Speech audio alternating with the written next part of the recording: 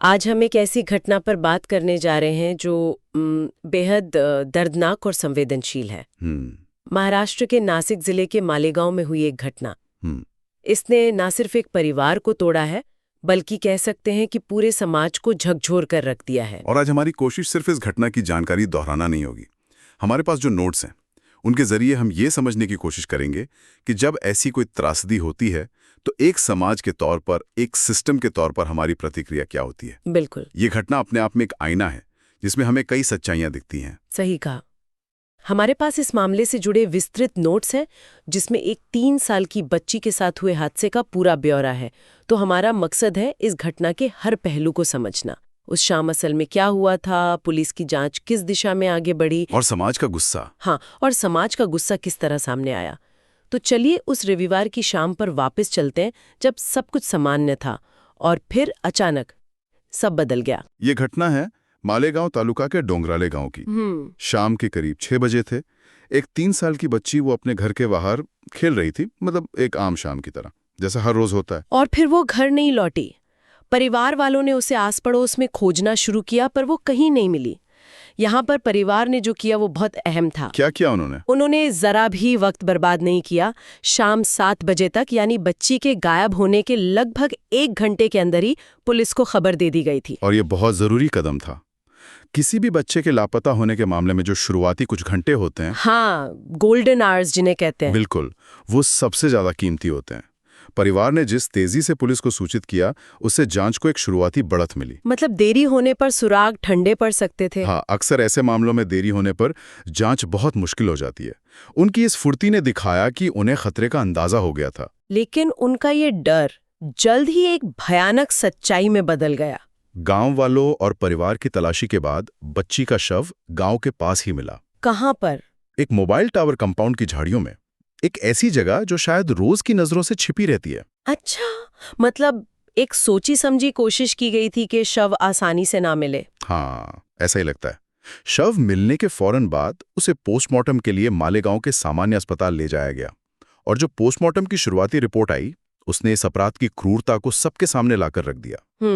Reports के मुताबिक बच्ची के साथ यौन उत्पीड़न किया गया था और फिर पत्थर से सिर कुचलकर उसकी हत्या कर दी गई थी। ये जानकारी दिल दहलाने वाली है, लेकिन जांच के नजरिए से अगर देखें तो पोस्टमार्टम रिपोर्ट किसी भी हिंसक अपराध की रीढ़ होती है। अच्छा। हाँ, ये सिर्फ मौत का कारण नहीं बताती। यहाँ से पुलिस को वो सबूत मिलते हैं जो केस को अदालत में मजबूती से खड़ा करते हैं। आप किस तरह के सबूतों की बात कर रहे हैं? दी के डीएनए जैसे निर्णायक सुराग भी मिल सकते हैं। जैसे बाल या त्वचा के अंश? हाँ, बाल, त्वचा के अंश या कपड़ों के रेशे। यही वो फॉरेंसिक सबूत हैं जो कोर्ट में सिर्फ एक कबूलनामे से कहीं ज्यादा मजबूत साबित होते हैं। एक कबूलनामा तो दबाव में लिया जा सकता है ना? सही बात है। पर डीएनए झूठ नहीं बोलता। ये रिपोर्ट ही जांच की दिशा तय करती है। और इसी रिपोर्ट और शुरुआती जांच के आधार पर पुलिस गांव में ही छानबीन कर रही थी, और जो नाम सामने आया उसने गांव वालों को और भी ज्यादा सदमे में डाल दिया। कौन था वो? पुलिस ने 24 साल के एक निर्माण मजदूर विजय खैरनार को हिरासत में लिया। और जो बात मुझे सबसे ज्यादा परेशान कर रही है वो ये है कि आरोपी कोई बाहर का नहीं था। मतलब? वो उसी गांव का रहने वाला था। ये बात एक बहुत बड़े और परेशान करने वाले पैटर्न की तरफ इशारा करती है। कैसा पैटर्न? आंकड़े बताते हैं कि बच्चों के खिलाफ होने वाले ज्यादातर यौन अपराधों में अपराधी कोई परिचित ही होता है। परिवार का सदस्य, पड़ोसी या गांव का कोई जानने वाला। हाँ, ये तो मैंने भी पढ़ा है। ये हमारे अजनबियों से सावधान रहो वाले सामाजिक सुरक्षा के ताने बाने पर ही एक बहुत बड़ा सवाल खड़ा कर देता है ना? बिल्कुल। हम अपने बच्चों को अजनबियों से बचाना सिखाते हैं, लेकिन खतरा जब घर के इतने करीब हो तो क्या करें? सही कहा। ये एक छोटे से समुदाय के आपसी विश्वास पर सीधा हमला है। मतलब सुरक्षा की पूरी धारणा ही हिल जाती है। खैर, पुलिस ने विजय खैरनार से पूछताछ शुरू की और हमारे नोट्स के मुताबिक उसने अपना जुर्म कबूल कर लिया है। जुर्म कबूल करना जांच में एक बड़ी कामयाबी मानी जाती है। इससे पुलिस को एक दिशा मिल जाती है और केस तेजी से आगे बढ़ता हुआ दिखता है। तो इसका मतलब क्या केस सुलझ गया? मतलब सिर्फ कबूलनामा काफी है? नहीं नहीं, बिल्कुल नहीं। कानूनी प्रक्रिया में कबूलनामा कहानी का अंत नहीं, बल्कि एक अहम मोड़ होता है। अच्छा। के बयान और बाकी वो जो सर्कमस्टेंशियल एविडेंस होते हैं, परिस्थिति जन्य साक्ष्य। हाँ, वो सब जुटाने होंगे। अदालत में ये साबित करना पड़ता है कि कबूलनामा बिना किसी दबाव के अपनी मर्जी से किया गया था और बाकी सबूत भी उसी कहानी की तरफ इशारा कर रहे हैं। इसीलिए शायद उसे कोर्ट में पेश करने के बाद 20 नवंबर तक पुलिस कस्टडी में भेजा गया है, जिसे न्यायालयीन कोठड़ी भी कहते हैं, हाँ बिल्कुल। ताकि पुलिस को जांच पूरी करने का समय मिल सके। हाँ, पुलिस कस्टडी का यही मकसद होता है। ये आरोपी को सजा देने के लिए नहीं, बल्कि जांच को आगे बढ़ाने, सबूत इकट्ठा करने और अगर कोई और भी शामिल हो तो उसका पता लगाने के लिए होती है। और जैसे ही आरोपी की गिरफ्तारी और उसके कबूलनामे की खबर गांव और आसपास के इलाकों में फैली, लोगों का गुस्सा फूट पड़ा। ये सिर्फ दुख या शोक नहीं था, ये एक उबाल था।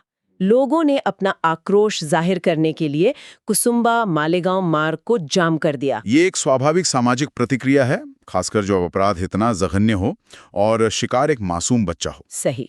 ये गुस्सा असल में सिस्टम पर भरोसे की कमी और असुरक्षा की भावना से पैदा होता है। सड़क पर उतरना, प्रदर्शन करना, ये बताने का एक तरीका है कि समाज अब और बर्दाश्त करने को तैयार नहीं है। परिवार और गांव वालों का दर्द उनके गुस्से में साफ दिख रहा है। उनकी बस एक ही मांग है कि आरोपी को भर चौक में फांसी दी जाए। ये मांग उनके गहरे सदमे और न्याय की तत्काल इच्छा को दिखाती है।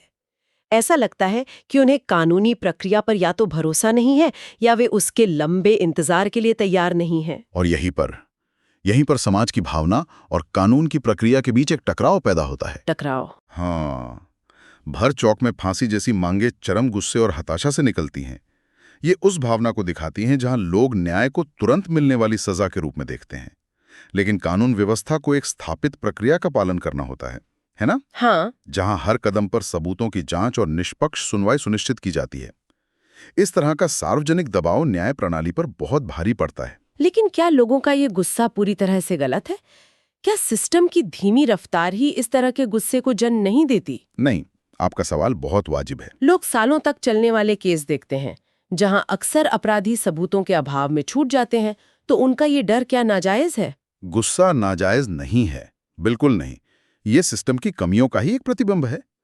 न्याय में देरी न्याय न मिलने के बराबर है, और यही वजह है कि लोग त्वरित न्याय की मांग करते हैं। तो फिर समस्या कहाँ है? संतुलन की है। यहाँ एक बहुत महीन रेखा है।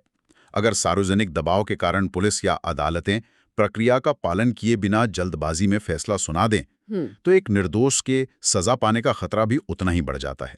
न्याय का मकसद सिर्फ सजा देना नहीं है, बल्कि ये सुनिश्चित करना भी है कि सजा सही व्यक्ति को सही प्रक्रिया के तहत मिले।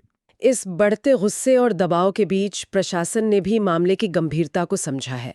महाराष्ट्र के शालेय शिक्षण मंत्री दादा भुसे वो पीड़ित परिवार से मिलने पहुंचे। अच्छा। उन्होंने परिवार को भरोसा दिलाया है कि सरकार उनके साथ है और मुकदमा तेजी से चलाया जाएगा।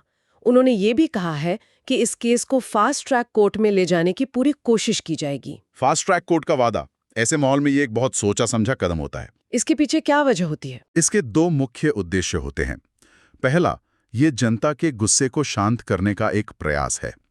ये एक संदेश देता है कि सिस्टम संवेदनशील है और मामले को प्राथमिकता दे रहा है। और दूसरा, ये वाकई में कानूनी प्रक्रिया को तेज करने का एक जरिया है, ताकि पीड़ित परिवार को सालों तक इंतजार न करना पड़े। तो क्या फास्ट ट्रैक कोर्ट इस समस्या का समाधान है? क्या इससे न्याय जल्दी और सही तरीके से मिल पाता है? ये समाधान का एक हिस्सा जरूर है। फास्ट ट्रैक कोर्ट मामलों की रोजाना सुनवाई करके प्रक्रिया को गति देते हैं, लेकिन यहां भी एक चुनौती है। क्या चुनौती वही है, फास्ट ट्रैक का मतलब जल्दबाजी में न्याय नहीं होना चाहिए। बचाव पक्ष को अपनी तैयारी का पूरा मौका मिलना चाहिए और सबूतों की उतनी ही बारीकी से जांच होनी चाहिए जितनी किसी सामान्य कोर्ट में होती है। अच्छा, वरना फैसला ऊपरी अदालतों में टिक नहीं पाएगा। बिल्कुल। अगर ऐसा नहीं होता तो फास्ट ट्रैक कोर्ट का फैसला ऊपरी अदालतों में खारिज हो सकता है और मामला फिर से सालों तक खिंच जाता है। तो ये एक दो-धारी तलवार है। तो आज हमने मालेगांव की इस दुखद घटना के हर पहलू को खंगाला। एक बच्ची के लापता होने से लेकर उसकी दर्दनाक खोज, गांव के ही एक लड़के की गिरफ्तारी और उसके कबूलनामे तक। और फिर हमने देखा कि कैसे इस एक अपराध ने पूरे समाज में गुस्से, दर्द और न्याय की मांग की एक ऐसी लहर पैदा कर दी जो सीधे कानून व्यवस्था से टकरा रही है। सही कहा। ये घटना हमें दिखाती है कि कैसे एक अपराध सिर्फ एक व्यक्तिगत त्रासदी नहीं रह जाता, ये एक सामाजिक और कानूनी मुद्दा बन जाता है जहां न्याय की मांग और न्याय की प्रक्रिया के बीच का तनाव साफ दिखता है। हाँ। एक तरफ समाज का तत्काल और कठोर सजा का दबाव है और दूसरी तरफ कानून की अपनी एक तय, धीमी लेकिन जरूरी प्रक्रिया है जिसे हर हाल में पूरा करना होता है। और ये पूरी चर्चा हमें एक बहुत ही अहम सवाल पर लाकर छोड़ देती है, एक ऐसा सवाल जिसका कोई आसान जवाब नहीं है।